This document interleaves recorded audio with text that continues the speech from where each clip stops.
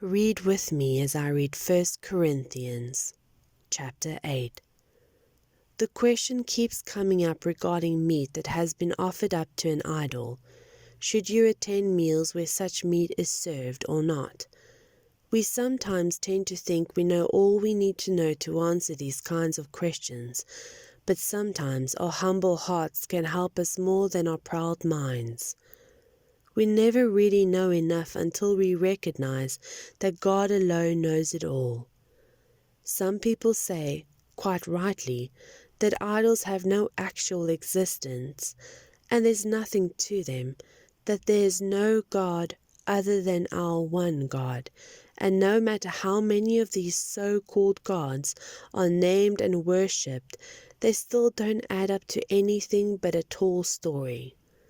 They say, again quite rightly, that there's only one God, the Father, that everything comes from Him, and that He wants us to live for Him. Also, they say that there's only one Master, Jesus the Messiah, and that everything is for His sake, including us. Yes, it's true. In strict logic, then, nothing happened to the meat when it was offered up to an idol. It's just like any other meat. I know that and you know that, but knowing isn't everything. If it becomes everything, some people end up know-it-alls who treat others as know-nothings. Real knowledge isn't that insensitive.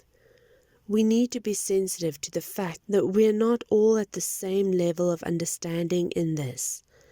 Some of you have spent your entire lives eating idol meat, and are sure that there's something bad in the meat that then becomes something bad inside of you.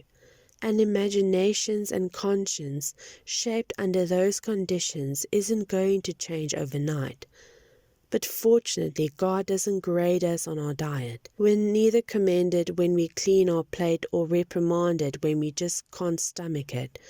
But God doesn't care when you use your freedom carelessly in ways that leads a fellow believer, still vulnerable to those old associations, to be thrown off track. For instance, say you flaunt your freedom by going to a banquet thrown in honor of idols, where the main course is meat sacrificed to idols.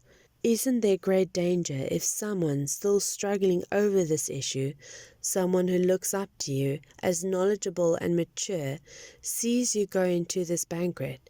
The danger is that he will become terribly confused, maybe even to the point of getting mixed up himself in what his conscience tells him is wrong. Christ gave up His life for that person. Wouldn't you at least be willing to give up going to dinner for Him? Because, as you say, it doesn't really make any difference. But it does make a difference if you hurt your friend terribly, risking his eternal ruin. When you hurt your friend, you hurt Christ. A free meal here and there isn't worth it at the cost of even one of these weak ones. So never go to these idol-tainted meals if there's any chance it will trip up one of your brothers or sisters.